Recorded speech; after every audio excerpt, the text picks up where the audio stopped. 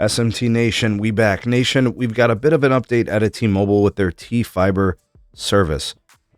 Look, I've been tracking this since the onset of this whole thing, and it's really interesting to see T-Mobile kind of trying to get into the wireline business. Even though they themselves do not own and operate and maintain any type of fiber networking, they're involved in the business a little bit, and we're starting to kind of see exactly what they're doing.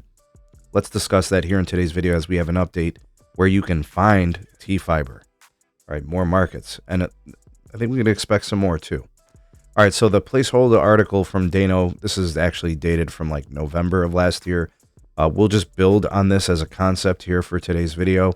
Link for that article will be down in the description, and of course, ways to support us can be found there as well. Please do like and share this content if you want to help out the channel as well. All right, so for those of you that don't know, maybe this is your first time catching a video on this topic, T-Mobile actually sells wireline home internet. I'm not talking about their 5G home internet. I'm talking about actual home broadband that is wired. And the way that they do this is they gain access through like open networks. So you'll find like a cable wholesaler, or excuse me, a fiber wholesaler who builds fiber networks. And then basically what T-Mobile will do, or any company could do, is they will sell access of their brand on that fiber, right? So basically they're like leasing access to those fiber strands. Pretty much what it is and how it goes, right? So you get these partnerships that are formed between T-Mobile and these fiber builders, and they offer a pretty good service. Like in some places, T-Mobile offers like a multi-gig speed tier symmetrical right through these wholesale network access companies. They include the router, the gateway. It's all inclusive, and it's a good deal, right? But limited in its distribution, limited in its availability to get it actually through TFiber. But anyways, to kind of give you guys some clarity, we're just keeping tabs on the markets and the places where you have it. So they've got a relationship that kind of pre-exists with Pilot Fiber in Manhattan, New York. You have Intrepid Fiber in Colorado. You have Sci-Fi Networks out of Wisconsin and Illinois, also including Michigan and parts of California, right? So little scatterings across the country. And, like we talked about Colorado and Minnesota and some of these parts.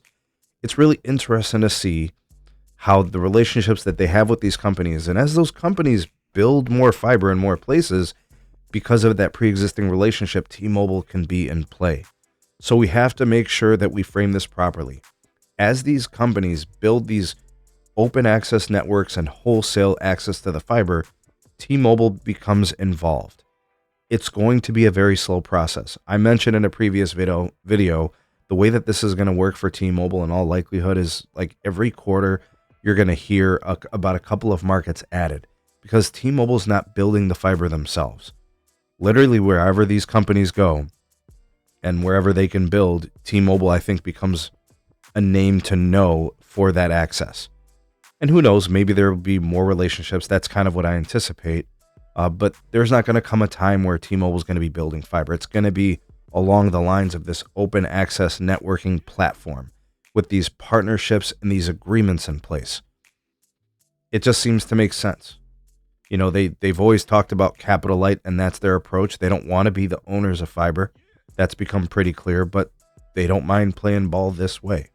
And again, they are selling their brand here, right? The brand recognition, the marketing has been very effective for them. And, outside of some of the missteps with like the planned migrations that failed and some of those things, they have to be very careful about those things, because right now they still have a very positive name within the industry. Customers still see them as disruptive compared to AT&T and Verizon, who have, still have some venom from many moons ago, in which, they may have had some bad experiences, some folks with those companies, right? So some opportunities here. Nothing crazy, nothing big to scale, but we've got 13 markets now for TFiber across different parts of the country in these little pockets and cities. What do you guys think about all this? Do you like it? Do you not like it? Do you think it's a legitimate thing that T-Mobile can grow into in the future? We'll hear what you guys have to say. Comment down below. For the voice of the people, the SMT Nation. Let your voice be heard.